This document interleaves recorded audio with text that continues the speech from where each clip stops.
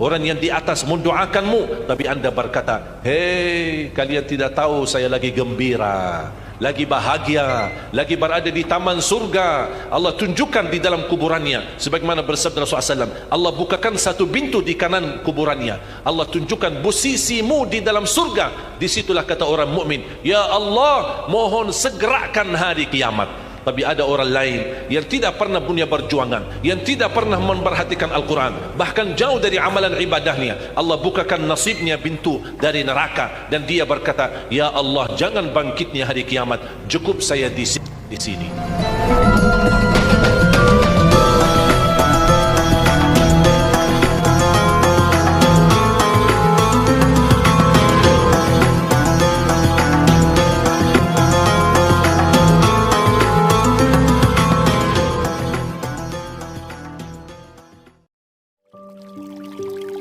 Rakaat pertama kulhu, rakaat kedua tak apa-apa, kulhu lagi, asal duha terjaga.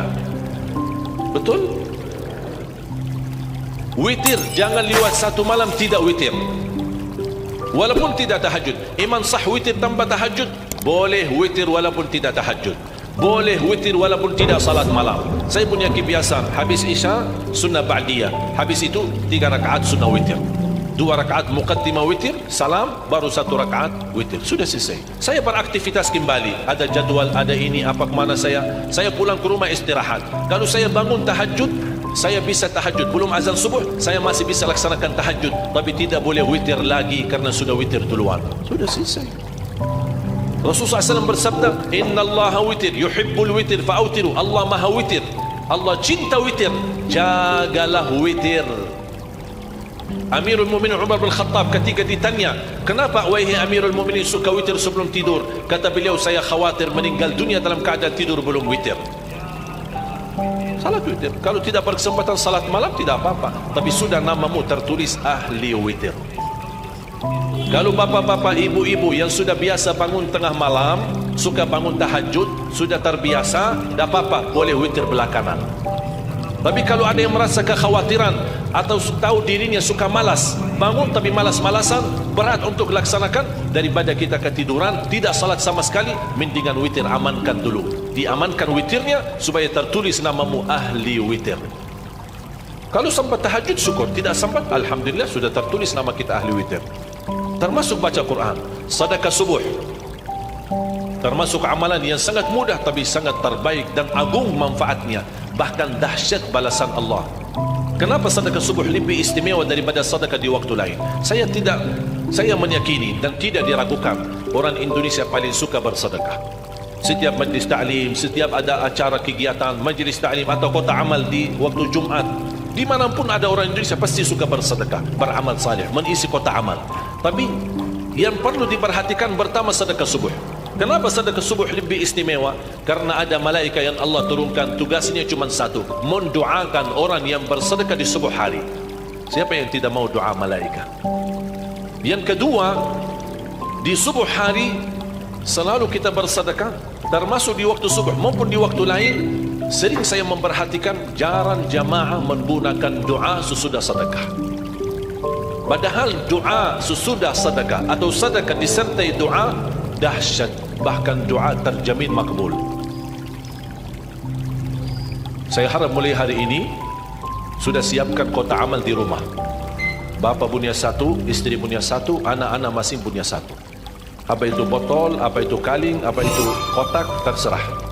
Setiap waktu subuh sebelum beraktivitas isi sedekahnya. Kalau bisa isi disertai doa, pasti banyak hajat bapak ibu. Ya Allah, dengan berkat sedekah ini sembuhkan kedua orang tuaku kalau sakit. Ya Allah, dengan berkat sedekah ini sembuhkan penyakitku, sudah lama saya menderita sakit belum bisa sembuh. Ya Allah, dengan berkat sedekah ini karuniailah kepada aku dan keturunanku menjadi penghafal Al-Quran. Ya Allah, dengan berkat sedekah ini berikan kemudahan bisa ke tanah suci haji dan umrah dan ziarah Nabi Muhammad sallallahu alaihi wasallam. Ya Allah, dengan berkat sedekah ini anakku sedang ujian, termasuk anak-anak, ajarin anak isi sedekah, anak doa, ya Allah saya lagi ujian, mudahkan ujian saya.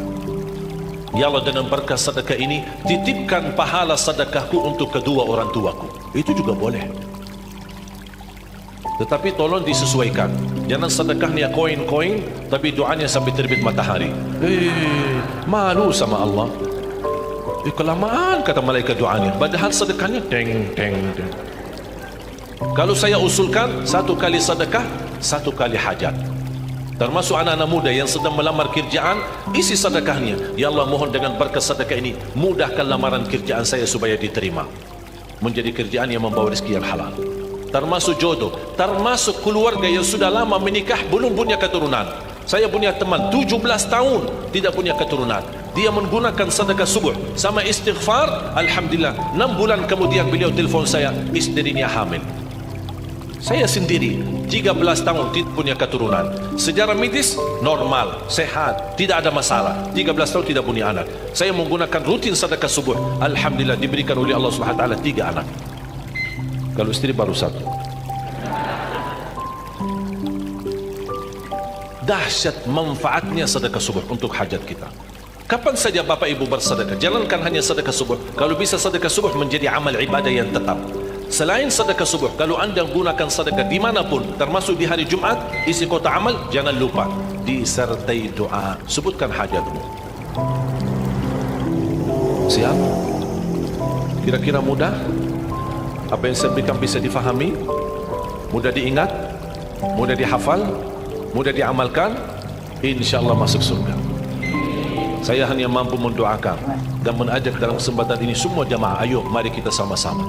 Karena saya merasa Al-Quran ini bukan milik keluarga Ali Jabir, tapi Al-Quran milik kita bersama. InsyaAllah kita bersama-sama mampu mewujudkan 1 juta penghafal Al-Quran. Kalau besok kita dipanggil oleh Allah Subhanahu wa taala duluan, InsyaAllah kuburan kita yang sempit dan gelap Allah jadikan lubang, dan juga Allah jadikan raudhah min riyadil jannah, taman dari taman surga, dan Allah salurkan cahaya. Kita tanya sama malaikat, itu cahaya dari mana? Ternyata para penghafal Al-Quran yang kita bina, Allah salurkan bacaan-bacaan mereka sampai kita di hari kiamat. Ingat Bapak Ibu, kita di alam kubur, di tempat yang gelap dan sempit, bakal lebih lama usia kita di kubur daripada usia kita di dunia. Kita aja di dunia yang begitu luas merasa kesempitan. Bagaimana nanti kalau di kuburan sendiri memang dia dalam kondisi sempit. Kalau kita ingin merubah kun fayakun, kuburan kita menjadi taman dari taman surga, kita tidak akan mampu kecuali dengan amal salih atau sedekah jariah yang kita titipkan, yang Allah salurkan pahalanya terus. Anda bisa di dalam kubur 200 tahun, bisa 300 tahun, bisa 500 tahun, tapi bisa menjadi nikmat bagimu. Orang yang di atas mendoakanmu, tapi Anda berkata, hei, kalian tidak tahu saya lagi gembira, lagi bahagia, lagi berada di taman surga. Allah tunjukkan di dalam kuburannya, sebagaimana bersabda Rasulullah SAW, Allah bukakan 1 pintu di kanan kuburannya, Allah tunjukkan posisimu di dalam surga. Disitulah kata orang mukmin, ya Allah, mohon segerakan hari kiamat. Tapi ada orang lain yang tidak pernah punya perjuangan, yang tidak pernah memperhatikan Al-Quran, bahkan jauh dari amalan ibadahnya. Allah bukakan nasibnya pintu dari neraka, dan dia berkata, ya Allah, jangan bangkitnya hari kiamat, cukup saya di sini. Na'udzubillahi min dzalik. Tinggal kita milih Bapak Ibu. Allah tidak pernah maksa. Allah tidak pernah maksa. Allah hanya menawarkan 10 kebaikan. Setiap kita bersedekah, Allah lipatkan 10 kali ganda.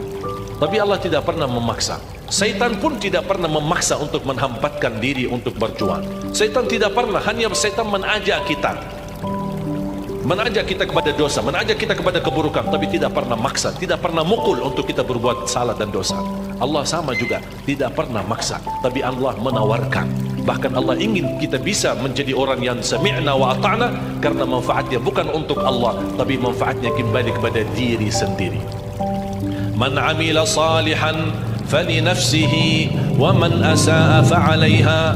Barang siapa yang beramal salih, kembali manfaatnya kepada dirinya. Barang siapa yang berbuat buruk, kembali buruknya kepada dirinya. Tinggal kita milih. Dan saya yakin Bapak Ibu pasti akan memilih berbisnis sama Allah dan meyakinkan kebaikan yang akan membawa kita bahagia dan selamat dunia akhirat. Ya ayyuhalladzina amanu qu anfusakum wa ahlikum nara. Itulah masa depan. Bukan tempatan universiti yang terbaik, bukan rumah yang mewah, bukan mobil yang istimewa, bukan kehidupan yang layak atau kehidupan yang foya-foya, tapi masa depan keluarga, termasuk diri kita. Qu anfusakum wa ahlikum nara, lindungilah dirimu dan keluargamu dari siksa neraka Jahannam. Saya akhiri satu cerita. Siti Aisyah radhiyallahu anha didatangi seorang ibu membawa 2 anak yatim, dan dia meminta makan mencari Rasulullah. Kata Siti Aisyah, Rasulullah sedang keluar, apa yang saya bisa bantu? Kata ibu ini, kami lapar, minta makan. Siti Aisyah berkata, tunggulah sabar, saya akan bawakan makan. Masuk rumahnya Siti Aisyah. Kira-kira apa yang Siti Aisyah bawa makanan? Tidak ada makanan apa-apa di rumah Rasulullah. Cuman yang dia temukan adalah 3 biji kurma. Itu makanan Rasulullah. Tidak ada apa-apa.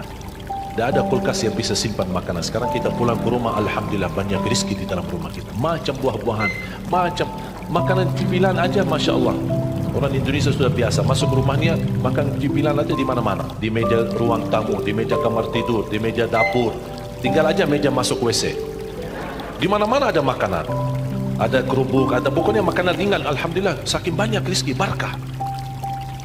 Siti Aisyah membawa kurma, karena ibu sama anak 2 yatim, dia kasih satu-satu masing-masing. Anak-anak duluan makan kurmanya. Ibu begitu mau makan, anak-anak masih minta lagi. Lapar mah, ya lapar. Ibu kan orangnya yang kasih sayang kepada anak. Apa yang dia lakukan ibu? Dia membelah kurma yang dia punya, dia belah bagi 2, dikasih kepada anaknya. Dia sendiri belum makan. Siti Aisyah melihat ibu melakukan itu, terharu dan menangis. Betapa luar biasa kasih sayangnya ibu. Mereka pergi. Tidak lama datang Rasulullah. Siti Aisyah menceritakan, ya Rasulullah, baru terjadi di hadapan Aisyah sebuah cerita yang istimewa. Kata Rasul, coba cerita apa? Siti Aisyah menceritakan apa yang terjadi. Apa kata Rasulullah? Wahai Aisyah, kamu kagumi berbuat ibu terhadap anaknya? Kamu senang apa yang dilakukan ibu sambil membelah kurma membagi 2? Ketahuilah wahai Aisyah, Allah lebih senang terhadap perilaku ibu itu. Allah lebih senang, jangan Aisyah, Allah lebih senang. Sampai Rasulullah bersabda, ibu itu gara-gara separuh kurma yang dia bagikan kepada anaknya, dia belah kurma dibagikan, kata Rasulullah, ketahui wahai Aisyah, Allah selamatkan ibu dari neraka Jahannam gara-gara separuh kurma itu. Sampai Rasul di ujung hadis, ittaqun nara walau bisyiqqi tamrah, bertakwalah kepada Allah terhadap api neraka walaupun dengan separuh kurma. Separuh kurma bisa kita selamat dari siksa neraka. Kira-kira gimana yang membagikan kurma buat buka puasa? Gimana yang menghadiahkan bok nasi? Gimana yang menghadiahkan puluhan bok nasi? Gimana yang menghadiahkan membina anak penghafal Al-Quran? Coba, kalau separuh kurma berharga di sisi Allah, gimana berjuangan? Ada orang wakaf tanahnya, ada orang wakafkan rumahnya, ada orang wakafkan hartanya. Luar biasa pahalanya di sisi Allah, bukan sia-sia. Wallahi bapak ibu yang berbisnis sama Allah tidak akan rugi. Surat Fatir ayat 29 dan 30, silahkan bapak ibu nanti pulang. Saya tidak akan baca dan tidak akan baca terjemahannya, tapi saya minta bapak ibu silahkan anda baca ayat itu dan buka Al-Quran dan belajari artinya. Surat Fatir surat 39, maaf surat 35 ayat 29 dan 30. Surat 35 ayat 29 dan 30. Coba baca artinya, insya Allah sangat bermanfaat. Dan mudah-mudahan di situ ada 3 amalan yang sangat indah. Mudah-mudahan bisa kita amalkan dan bisa kita gunakan. Insya Allah termasuk berbisnis sama Allah yang tidak akan ada ruginya, dan insya Allah akan dibalas oleh Allah dengan kebaikan dan kebahagiaan keselamatan dunia akhirat. Ya Allah ya Arhamar Rahimin, jadikan kami semua ahlul Quran, keluarga Al-Quran, berakhlak-akhlakul Quran, para pencinta Al-Quran, para penghafal Al-Quran yang mampu mengamalkan Al-Quran sesuai kemampuannya. Berikan kepada kami anak dan cucu penghafal Al-Quran yang mampu membanggakan kami di hadapan-Mu hari kiamat ya Rabbal Alamin. Ya Allah, atas izin-Mu kami bersama-sama kumpul di masjid ini. Berilah kepada kami kemuliaan, sama-sama bertemu kembali di dalam surga-Mu ya Allah. bersama Nabi Muhammad sallallahu alaihi wasallam. Ya Allah, berkahi rezeki kami, panjangkan umur kami, sihatkan badan kami, berikan kemudahan bisa ke tanah suci haji dan umrah dan ziarah Nabi Muhammad sallallahu alaihi wasallam. Ya Allah, ya Arhamar Rahimin, aku mohon untuk semua jemaah yang hadir selepas majlis ini, masing-masing pulang sudah diampuni segala dosanya, disucikan hatinya, dibersihkan jiwanya, diselamatkan setiap langkah-langkahnya, dikabulkan segala hajatnya, dimudahkan segala urusannya, dipanjangkan umurnya dalam taat kepada Allah, di akhir hayatnya dengan husnul khatimah. Ighfir lana wa liwalidina wa li jami'il muslimina wal muslimat wal mu'minina wal mu'minat al ahya'i minhum wal amwat. Rabbana atina fid dunya hasanah wa fil akhirati hasanah wa qina adzaban nar. Wa sallallahu ala sayyidina wa nabiyyina Muhammad wa ala alihi wa sahbihi wa baraka wa sallam walhamdulillahi rabbil alamin.